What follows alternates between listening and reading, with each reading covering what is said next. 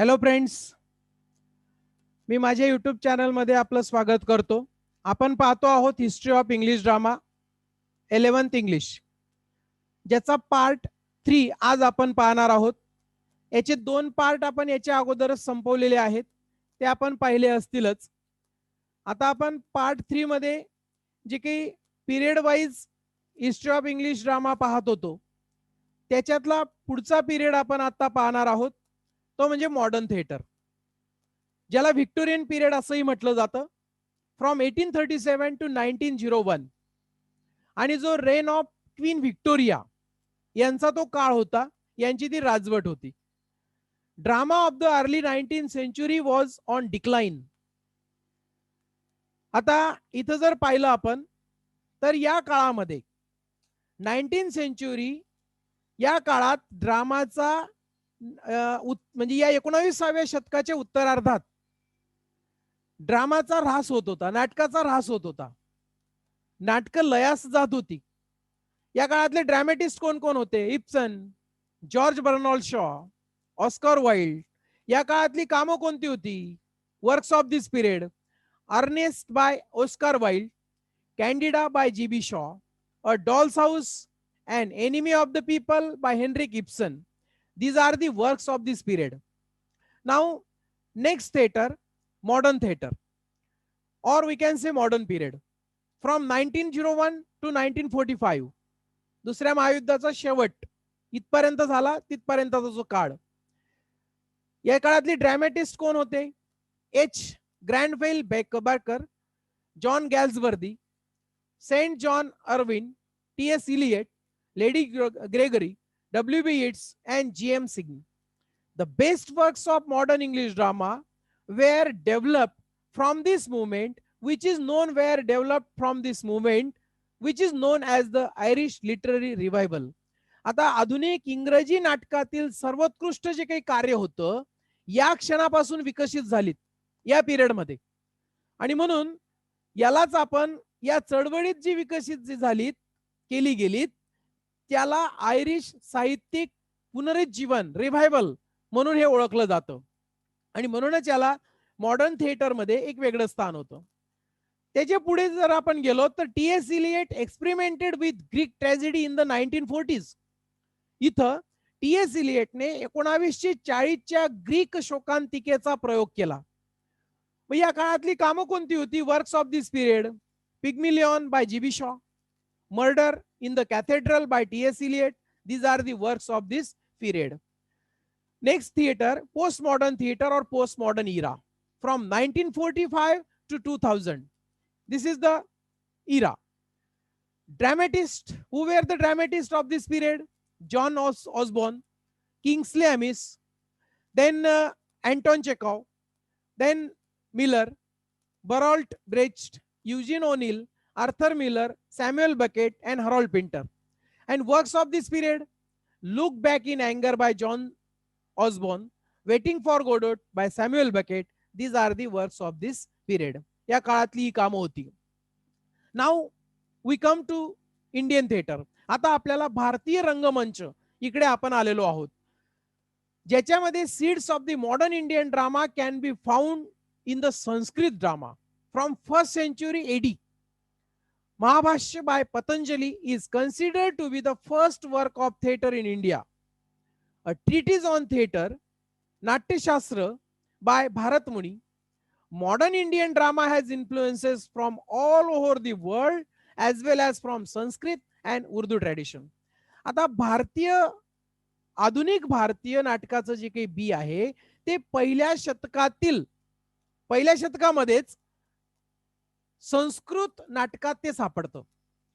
आणि पतंजली यांनी लिहिलेलं महाभाष्य हे भारतातील नाट्यसृष्टीतील पहिलं काम मानलं जातं. त्याच्याकडे आपण पाहतो.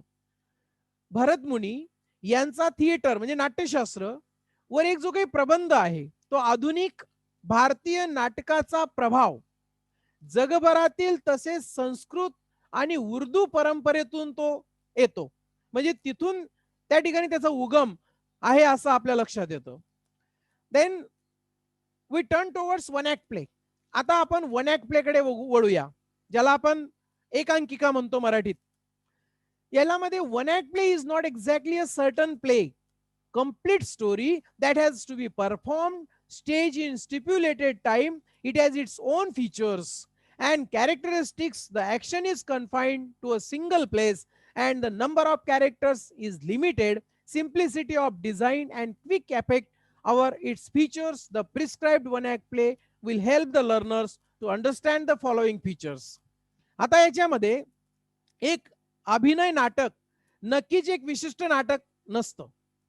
ही एक पूर्ण कथा असते, कंप्लीट स्टोरी, आणि ज्याची निर्धारित वेळेमध्ये आपल्याला स्टेजवर त्याचे ते सादरीकरण करायचं असतं.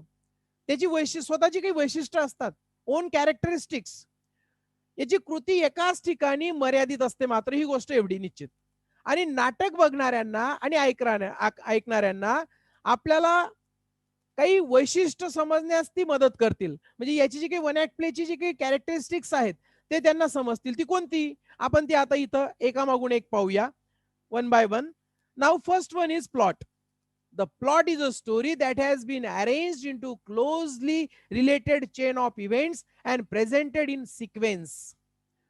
म्हणजे काय की कथानक ही एक कहाणी आहे जी घटनेच्या जवळून संबंधित साखळी बनवून एका अनुक्रमाने ती सादर केली जाते, वन बाय वन.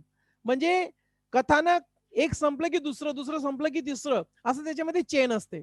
म्हणजे कुठेही ते ड्रामा असेल, प्ले असेल, तो आपल्याला तुटलेला किंवा खंडित झालेला असा दिसू नये. So that's Y all the plot is in arranged into closely related chain of events. So this is called as a plot.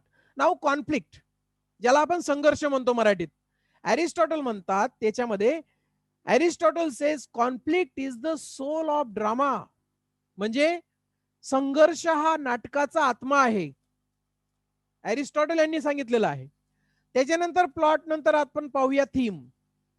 A theme is the central idea around which the plot revolves. It is directly stated through the playwright's instructions, dialogues, and other features. It focuses on the subject of the play. It can be implicit or explicit. There can be a number of sub-themes that portray human life. The theme helps to convey the message of the playwright. आता एक theme ही मध्यवर्ती कल्पना असते, central idea ज्याला आपण म्हणतो.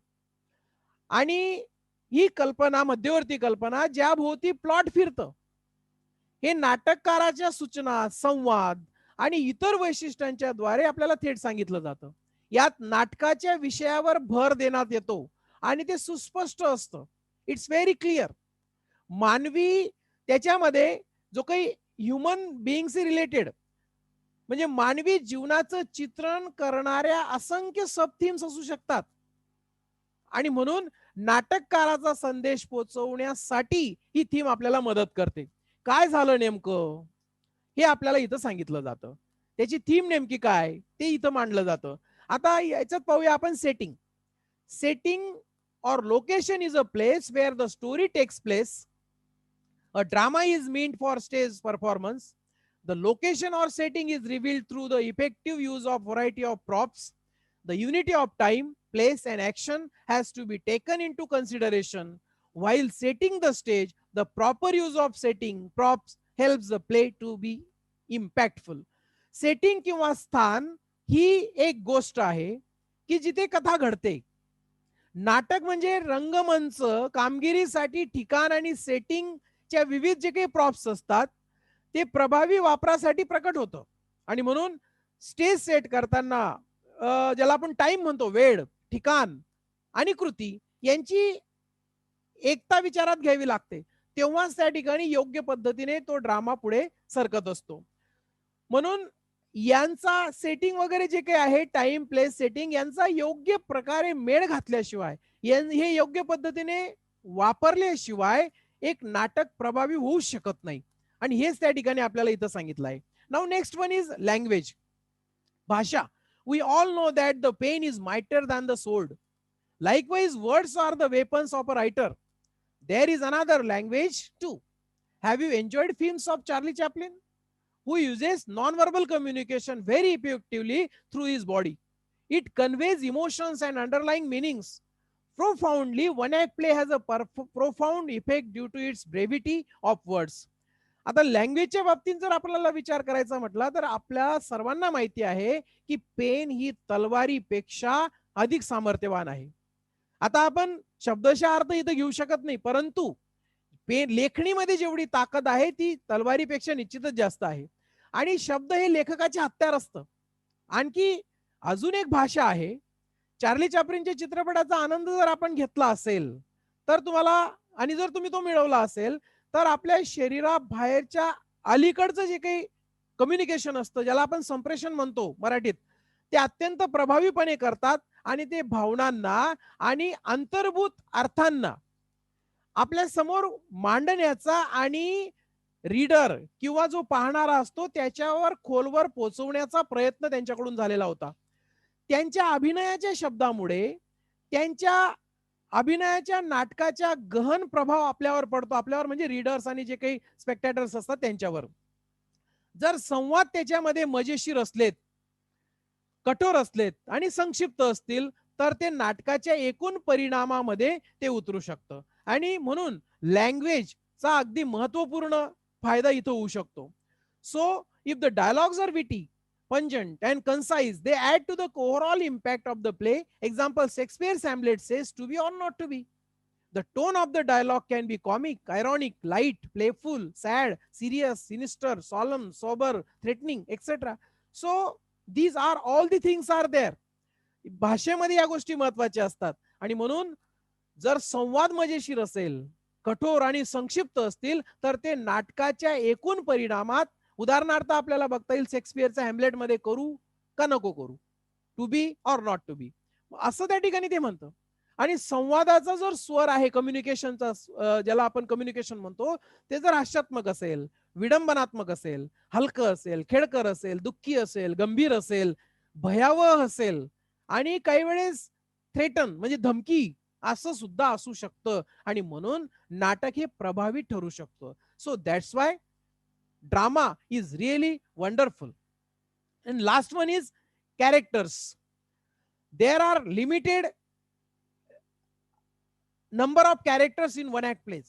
There are two types of characters, main and supporting. The story revolves around the main character or characters who face a dilemma or conflict. एकांकिका नाटकामध्ये मर्यादित पात्र असतात, कारण ही आपली 1 act, 2 act, 3 act, 4 act, 5 act play नाहीये, 1 ऍक्ट प्ले आहे. So that's why limited characters are there. मुख्य आणि सपोर्टिंग पात्र, मुख्य आणि सपोर्टिंग ही दोन प्रकारची पात्र याच्यामध्ये असतात. आणि कथा हे मुख्य पात्र किंवा इतर जे काही पात्र आहे त्यांच्या भोवती फिरत असते आणि त्यांना संघर्षाचा सामना करावा लागतो. So characters are also important in 1 act play as well as in 4-5 act play also. So in this way characters are very important in drama also. इथं आपलं हा हिस्ट्री ऑफ इंग्लिश ड्रामा हा पार्ट संपलेला आहे. आपण अद्यापही माझं channel subscribe केलं नसेल तर चॅनल सबस्क्राईब करा, इतरांनाही चॅनल सबस्क्राईब करायला सांगा आणि हा व्हिडिओ विद्यार्थ्यांपर्यंत लवकरात लवकर पोहोचवा, त्याचा अभ्यास त्यांना करता येईल. So I am thankful to you for watching my video. Once again thank you.